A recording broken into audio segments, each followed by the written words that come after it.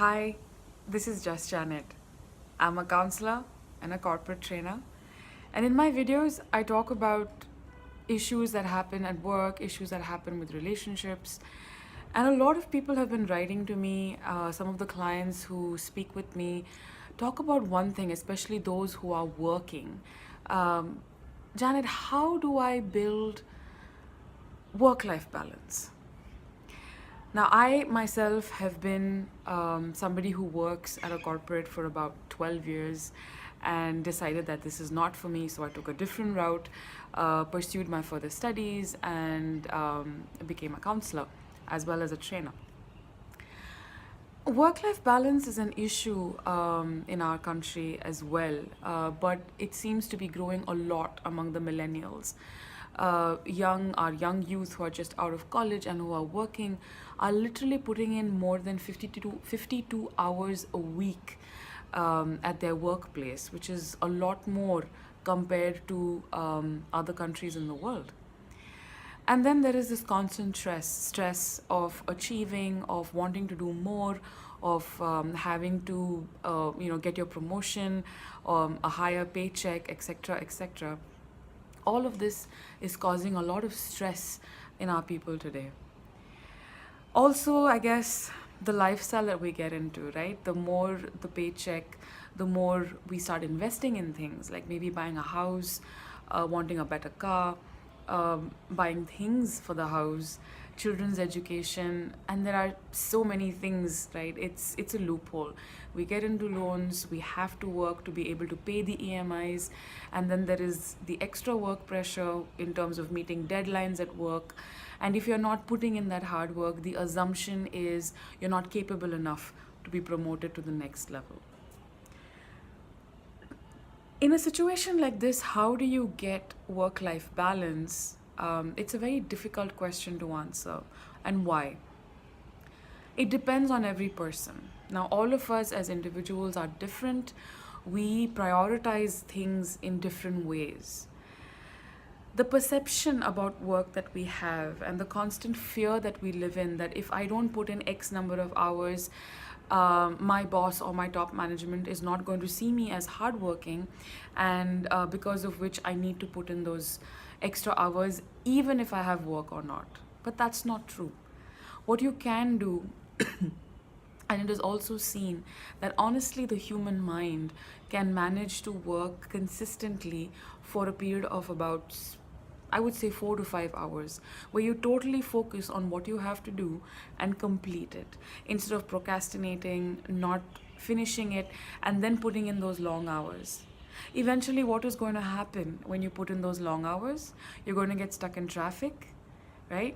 And then by the time you reach home, not only is workplace exhaustion there, but also your drive or ride back home through that traffic, and you hardly get time to spend with your family and quality time at that.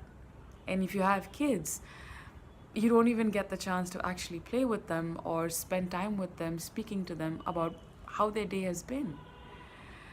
Now, that is an individual's perspective. What is it that organizations can do or corporates can do to actually help their employees achieve this work life balance status? A lot of places, such as I think I recently heard about Switzerland or Sweden, I'm not very sure about it right now, but have made it 4 hour work weeks, 4 day work weeks, where you get a 3 day weekend. Some companies are actually making it compulsory that once you go home, you're switched off. After 6 p.m., there is no access to your company emails. No employees can get in touch with each other. Now, if these changes can actually be brought into our own country, not expecting Indians to be working like 24 bar 7 because we have to adjust to US times or UK times. But if our corporates in India are a little more considerate and bring in certain strategies to actually help an employee, uh, ace or achieve work-life balance, it would be far more easier for the individual not to be this stressed. I understand that from an Indian workforce perspective, the global notion is that Indians work really hard. Yes, we do. I do not deny that. But working hard and being human are two different things. A human can take this much amount of stress, this much amount of workload. Beyond that, they are going to break. They are going to face stress. They are going to face anxiety. Worst of all, broken relationships because of work. Having no time to spend with your spouse or your family. It's just not the right thing. Who doesn't want to have a happy, peaceful life? Work is important in terms of earning a living, but I don't think organizations and corporates should be pushing people so much that they break down. So, corporates, here is a message to you. Start building strategies which actually help your employees live a good, happy, healthy life, physically and mentally. Bringing in benefits but still stressing out employees is not the answer.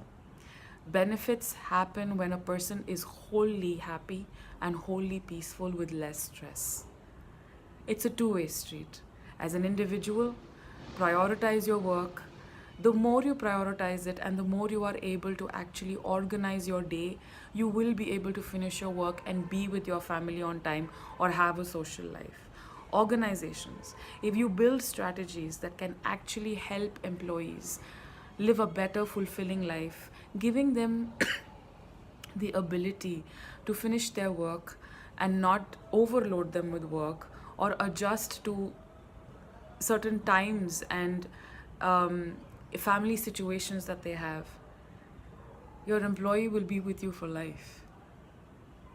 Well, if you'd like to book an appointment with me, if you'd like to speak to me about any issue that you have, especially on relationships, get in touch with me or send me an email at contact@justjanet.in. And yes, don't forget to subscribe of what you see here in the subtitles.